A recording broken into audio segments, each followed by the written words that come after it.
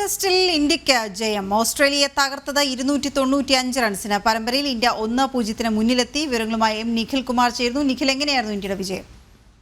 വീണ, തീർച്ചയായും ആധികാരികമായ ജയം എന്ന് തന്നെ പറയാൻ സാധിക്കും. കാരണം ആദ്യ ഇന്നിംഗ്സിൽ 150 റൺസ് എന്ന സ്കോറിന് തകർന്നടിഞ്ഞ ഇന്ത്യ പിന്നീട് ഇങ്ങോട്ട് കളിയിൽ വളരെ വലിയൊരു മികച്ചൊരു തിരിച്ചുവരവ് തന്നെ നടത്തിയെന്ന് പറയാൻ സാധിക്കും. കാരണം ആദ്യ ഇന്നിംഗ്സിൽ ഓസ്ട്രേലിയയെ 104 പുറത്താക്കുന്നു. അതിനുശേഷം ഇന്ത്യയുടെ രണ്ടാം ഇന്നിംഗ്സ് സ്കോർ 487 എന്നൊരു വലിയ സ്കോർ അടിച്ചു കൂട്ടുന്നു. 500 മുകളിൽ ലീഡ് ഓസ്റ്റിന് മുമ്പിൽ വിജയലക്ഷ്യം 534 റൺസ് എന്നൊരു വലിയ വിജയലക്ഷ്യം ഓസ്ട്രേലിയയ്ക്ക് മുന്നിലേക്ക് ഇന്ത്യ വെക്കുന്നു. ഇന്ത്യയുടെ ബാറ്റർമാർ മികച്ച പ്രകടനം കാഴ്ചവെച്ച രണ്ടാം ഇന്നിംഗ്സിൽ വലിയൊരു സ്കോർ, വലിയൊരു വിജയലക്ഷ്യം തന്നെ ഓസ്ട്രേലിയയുടെ മുന്നിലേക്ക് വെച്ചു എന്നുള്ളത് തന്നെ പറയാൻ സാധിക്കും. പിന്നീട് അത് പിന്തുടർന്ന ഓസ്ട്രേലിയ ബാറ്റിംഗ് നിര ഇന്ത്യൻ ബൗളിങ്ങിന് മുന്നിൽ പിടിച്ചു നിൽക്കാനാവാതെ കൂടാരം കയറുന്ന കാഴ്ചയാണ് കാണാൻ സാധിച്ചത്. രണ്ടാം ഇന്നിംഗ്സിലേക്ക് വന്നാൽ ഇന്നലെ തന്നെ ആദ്യത്തെ 3 വിക്കറ്റുകൾ ഓസ്ട്രേലിയക്ക് നഷ്ടമായിരുന്നു. അതായത് മൂന്നാം ദിനം കളി നിർത്തുമ്പോൾ തന്നെ ആദ്യത്തെ 3 വിക്കറ്റുകൾ, വളരെ ചെറിയ റൺസിൽ തന്നെ 3 വിക്കറ്റുകൾ നഷ്ടമാകുന്ന ഒരു കാഴ്ചയായിരുന്നു ഇന്നലെ ഉണ്ടായിരുന്നത്. ഇന്നത്തെ മത്സരം തുടങ്ങിയപ്പോഴും കാര്യം വ്യത്യസ്തമായിരുന്നില്ല. ഇന്ത്യൻ ബൗളർമാർ ഓസീസിനെ വരിഞ്ഞു മുറുക്കുന്ന ഒരു കാഴ്ച തന്നെ കാണാൻ സാധിച്ചു. ജസ്പ്രീത് ബുംറ 3 വിക്കറ്റും മുഹമ്മദ് സിറാജ് 3 വിക്കറ്റും, ഇരുവരും 3-3 6 വിക്കറ്റുകൾ ഇരുവരും ചേർന്ന് സ്വന്തമാക്കുന്നൊരു കാഴ്ച. ഒപ്പം തന്നെ വാഷിംഗ്ടൺ സുന്ദർ 2 വിക്കറ്റും ഹർഷിത് റാണയും നിതീഷ് കുമാർ റെഡ്ഡിയും ഓരോ വിക്കറ്റുകളും വീഴ്ത്തിക്കൊണ്ട് ഇന്ത്യയുടെ ജയം, സമ്പൂർണ്ണമായ ഒരു വിജയം, ആധികാരികമായ ഒരു ജയം തന്നെ ഇന്ത്യക്ക് സമ്മാനിക്കുകയായിരുന്നു. ഇനി ഓസ്ട്രേലിയയുടെ ബാറ്റിംഗ് നിരയിലേക്ക് വന്നാൽ ട്രാവിസ് ഹെഡും ഒപ്പം തന്നെ മിച്ചൽ മാർഷും മാത്രമാണ് ഭേദപ്പെട്ട പ്രകടനം കാഴ്ചവെച്ചത്. ഹെഡ് 101 പന്തിൽ നിന്നും 89 റൺസ് എടുത്ത് ട്രാവിസ് ഹെഡ് പുറത്തായി.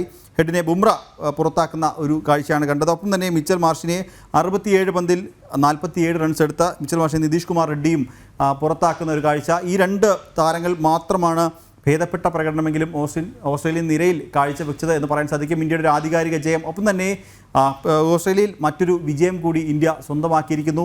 ഇന്ത്യയുടെ അവസാന 4 ടെസ്റ്റ് എടുത്താൽ 4 ടെസ്റ്റിലും ഓസ്ട്രേലിയയിലെത്തി ഓസ്ട്രേലിയ കീഴടക്കിയ കാര്യം തന്നെയാണ് നമുക്ക് കാണാൻ സാധിച്ചത്. ഇനി എടുത്തു പറയേണ്ട മറ്റൊരു കാര്യം കൂടിയുണ്ട്. ഇന്ത്യൻ നിരയിലേക്ക് വന്നാൽ ഇന്ത്യയുടെ നായകൻ രോഹിത് ശർമ്മ ടീമിൽ ഉണ്ടായിരുന്നില്ല. ഒപ്പം തന്നെ ശുഭ്മൻ ഗില്ലുണ്ടായിരുന്നില്ല.